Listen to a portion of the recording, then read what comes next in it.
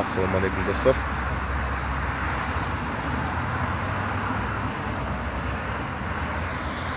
Суу кугулуп атабы? Жазып койсоңуздар. Үнү кандай болот үнү? Могу кичине азыркы шайлоо боюнча кичине бир 5-10 мүнөт сүйлөп коеюн деп чечтим. Урматтуу кыргыз элим, урматтуу кыргызстандыктар. Алдына жазып койсоңуздар, үнүм кандай чыгып атканын бир сыйра текшерип алайыкчы. Барбы же жокпу сураныч? Урматтуу кыргызстандыктар, урматтуу жердештер, азыр мынакей буюрса шайлоо болгон турат. Бул шайлоодо кимдер келатканын өзүбүз баарыбыз көрүп билип турабыз да. Баягы байманаттар, баягы акчасы барлар, билими жоктор баары кайра кайтып келатат да. Менин өзүмдүн жеке пикирим боюнча, мен буларга эч качан добуш бербейм. Анткени жогорку кеңештен бир саналуу эле бир 6-7 депутат эл үчүн иштейт да, саналуу гана. Мына калгандары баягы олигархтар, Улан Пиримов окшогон, Самактын баласына окшогон, шуга окшогон акчасы көптөр, өзүнүн гана кызыкчылыгын болгон ушундай көпөстөр буюрса кайра келатат. Эми урматтуу кыргызстандыктар, мен жалпы элге кайрылам. Мен жеке өзүм бул шайлоого катышпайм. Силерди эч убакта барбагыла таңылбайм. Болгону жакшы татыктуу кандидаттарды өзүңүздөр карап, эл үчүн чындап ким кызмат кылды, кыргыз үчүн кимдер күйгөн, саналуу гана депутаттар бар. Ошолорго буюрса мен добуш бериңиздерди өтүнөм. Анан жакшылап карап көрсөк, баягы мекеним Кыргызстан, баягы биримдик баардыгы кайра келатат аптыгышып. Мисалы Улан Пиримов окшогон атасы элибиздин жалпы кыргыз журтунун кең байлыгын менчиктеп алып, ошону 30-35 жыл сатып, элдин байын элге сатып, эбегейсиз байыган мына ушу Улан Пиримов окшогон сенин менин ортолук байлыгымды атасы мыйзамдуу түрдө уурдап, ошодон түшкөн акчага баласы депутат болуп, өзү депутат болуп, өздөрүнүн гана чоң бир максаттарына жетти. Кыргыз үчүн мынакей урматтуу кыргызстандыктар, Улан Пиримов окшогон ушундай мамлекеттин мүлктөрүн кайра элге сатып байыган коммерсанттар келатат азыр. Коммерсанттар бул өлкө үчүн аябай коркунучтуу нерсе. Ушул адам үчүнчү. Булар өзүнүн кызыкчылыгы үчүн мекенди сатууга булар 100% дайын.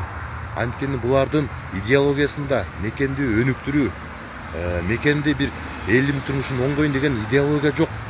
Булар акча менен эсептелип келген, акча менен идеологияны түзүп келген ушундай бир чиновниктер булар. Урматтуу Садыр Нуркожоевич, урматтуу Камчы Кыргызбаевич, мен сиздердин саясатыңыздарды мындай айтканда колдойм. Иштеген ишиңиздерди көрүп атабыз. Эл үчүн күнү түнү коррупция менен күрөшүп, бандиттер менен күрөшүп, иши бардык жагынан жакшы келатсыздар.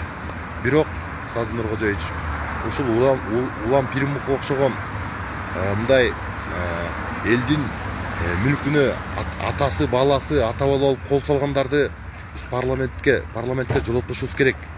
Булар биздин тагдырды биз балталап, биздин тагдырды булар балталашат да. Буларга сиздин жалпы журттун эч качан кызыкчылыгы алдыда турбайт. Буларга өзүнүн идеологиясы, өзүнүн кызыкчылыгы алдыда турат. Мына Карганбек Самактын баласын карап көргүлө. 50 000 доллар менен кармалган. Атасы болсо чүйдө 1000 гектарлаган жерди сатып, эбегейсиз байыган мындай айтканда кыргызча айтканда уурулар, орусчасы госразбойниктер, ушулар келатат да. Биз мындай баарын байкап көрөлүкчү, анализ кылалык, ой жүгүртөлүк, кимдер келаткан. Кайсы бийлик келбесе ошолордун аласына кире качкан, кайсы бийлик кулап калса башка бийликке секирген, ушундай бир адам кебетесине тийген чериткелер келет, чериткелер. Мына кенгуру десек болот да. Аргаш жакка секирген булар кайсы жерден кен сатсам, кайсы жерде көмүр кендерди чыгарып алсам, кайсы жердеги заводко салып, өзүм пайдам, балдарым кор болбой жатса экен деген ушундай эле максат менен келатат. Ой алайлыктар, о кыргыз журтум. Мындай өзүңүздөр баамдап көрүңүздөр, баа берип көрүңүздөр.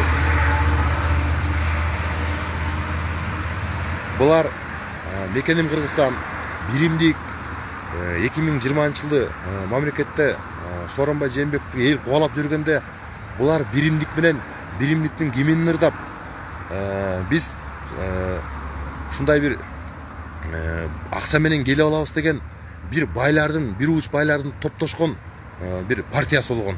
Ошол партия кайра келбеш керек. Азыр мынакей шайлоону бар мурункудай бата алмай жоктоп атат, анысы элге угулуп атат. Эл сыйлаган депутаттар келсин деп уже өйдө жактан ишарат болгон экен.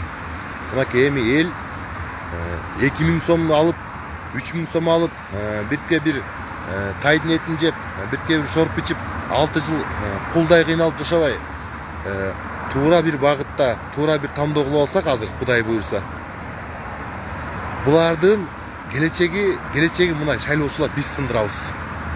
Булардын келечегин мына биз сындырабыз. Сен таза шайлоого акча албай барсаң, мен шайлоого таза акча албай барсам, булар банянын парында жок болушат. Булар банянын парында жок болушат. Анткени булар акчанын күчү менен гана кадыр барктуу болуп турган эл өкүлдөрү, акчанын күчү менен. Биз кыргыз эли жалпы ынтымактуу болуп,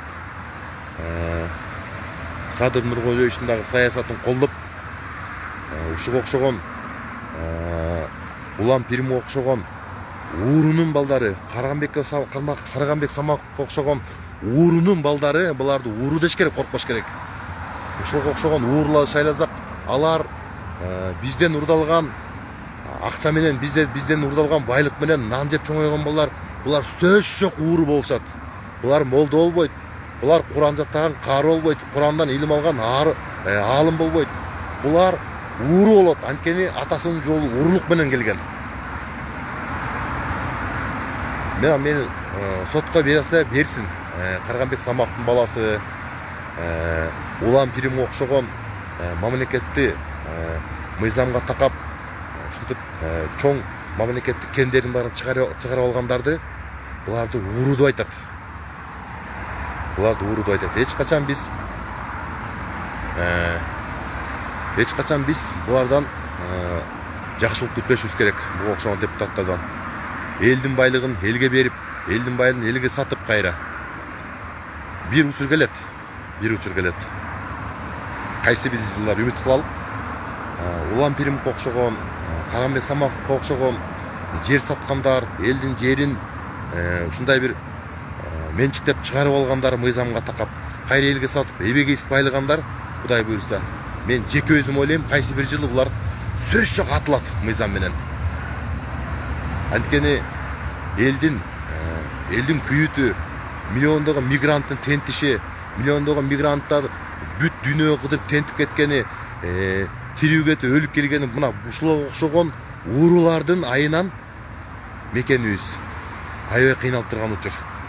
Дагы жакшы, азыр коррупция менен Садыр Нуркожоевич конкретно аябсыз күрөшүп атат, Ташиев экөө. Ушунча күнү түнү күрөшүп, миллион долларлардын бардыгын обратно кайтарып, мыйзамыбыз байгандардын баарын мамлекетке кустуруп алса дагы күнүнө 2-3 кармалып атат да. Мынакей. Бул жак биз өзүбүз туура эмес тандоо кылсак, урматтуу кыргызстандыктар, биз туура эмес тандоо кылсак, биздин гана тагдыр сынат. орустардын тагдыры сынбайт, өзбектин тагдыры сынбайт, тажиктин тагдыры сынбайт, кыргыздын тагдырын кыргыз сындырабыз.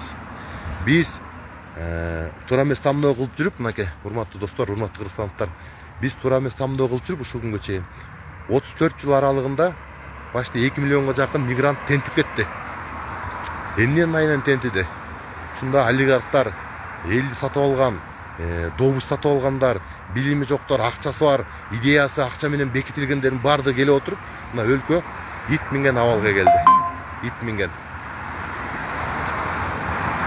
Карагыла.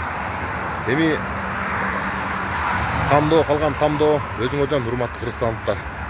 Мен өзүмдүн конституциялык укумду пайдаланып, кыргыз элиме өзүмдүн атыман, жеке өзүм атыман ушуна кайрылуу жасадым. Анан азыркы Ташиев мырзанын Кыдыршаевдин коррупция менен күрөшүп атканы бул аябай жакшы иш. Анткени бир эле кишинин байлыгы өзүңүздөр көрүп атасыңар. 50 миллион доллар болуп атат. 50 миллион доллар. Бир эле чиновниктики 50 миллион доллар дегенге 50 миллион долларга эки чоң район куруп койсоң болот да. Жакшы. Квартальный эме, элитный райондордончу. Анан мынакей могу Эмиль Жаңбырчиевке окшогон Өзбекстандын криминалына кул болуп жүгүнгөн, ошого кат жазып кыргыз бийлигин Ташиевди жара көрүп бер деп ушинтип кат жазган депутаттар бизге айланып келе берсе, анда биздин өлгөнүбүз ошол. Урматтуу нарындыктар, урматтуу кочкоруктар, Эмиль Жаңбырчиев ошо сиздердин округтан чыгат. Сиздер 150 миң турган Жигулини берип койсо алдамаңыздар. Ал Жигулини азыр мындай айтканда жалаптар дагы минбейт. Бул Жигулини азыр чабандар да минбейт. Анан ушундай бир медицина тармагына Жигулини берип, кичине бир 20-30 миң сом карматып койсо, биздин уул, биздин кулун деген бир түшүнүктөн арылбасак, ошо Эмиль Жаңбырчиевке окшогондор башка мамлекеттин киримтөөлөрү менен тыгыз байланыштуу болуп, биздин кыргыздын аброюна шек келтирген акмактар биздин түйүбүзгө жетет, урматтуу кыргызстандыктар. Сен мен туура тамдоо кылсак, биздин балдарыбыздын келечеги экенин болот. Балдарыбыз билимдүү болот. Мигрант болуп барып, орустун көтүн жууп, түрк аялдын көтүн жууп, тетиги Россияда, Турцияда 500 доллар үчүн булар иштешпейт. Анткени өздөрүндө билим бар, өздөрүнүн илими бар, өздөрүнүн билимин өздөрүнүн мекенине жумшашат. Ал бизден көз каранды, урматтуу кыргызстандыктар. Сиз экөөбүз кайра Самокко окшогондорду, Пиримовго окшогондорду, Эмиль Жаңбырчиевке окшогон качкындарды, саткындарды шайлай берсек, жашооң эч качан оңолбойт кыргыз элим. Баарыңарга чоң рахмат. Ушу түз эфирди бөлүшөт деген терең ойдомун.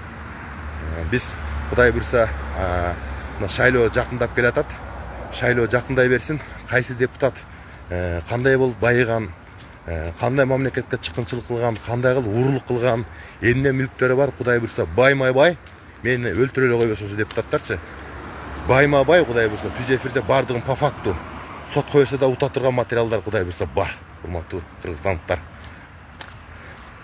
Кудай буйрса сөз жок.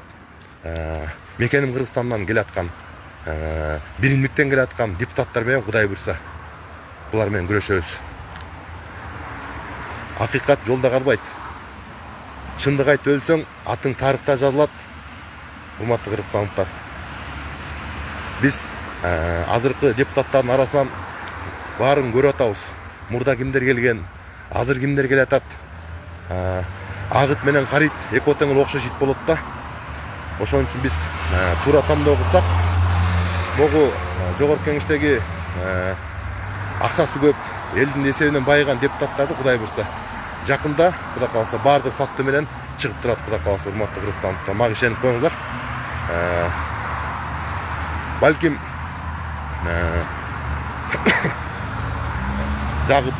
жакшы материалдар келип түшүп калса, Кудай бурса, купуя сырлар, алардын бардыгы Кудай бурса элге чагылып турам, урматтуу кыргызстандыктар. Анан акчасына ишенген, байлыгына ишенип, акчасына ишенип чиреңип келе аткан кадыры жок карашек депутаттарды Кудай бурса арабыздан өзүбүз тазалап алабыз. Сен добуш бербесең, мен добуш бербесем, булар сөз жок тазаланат. Булардын элге эч кимисинин кадыры жок. Бир 6-7 депутат парламентте абдан жакшы өздөрүнүн идеологиясы бар, мыйзам чыгарган, көп мыйзамдар жазган, эл менен тыгыз байланыш деген депутаттар бар. 5-6 эле адан ашпайт. Анан Эмил Жаңбырчиевке окшогон, Карганбек Саматовго окшогон, Улан Пиримовго окшогон уурулар келсе, жашооң кайырчылыкында өтөт, кыргызстандыктар. Ишенип койгула, жашооңор кайырчылыкында өтөт.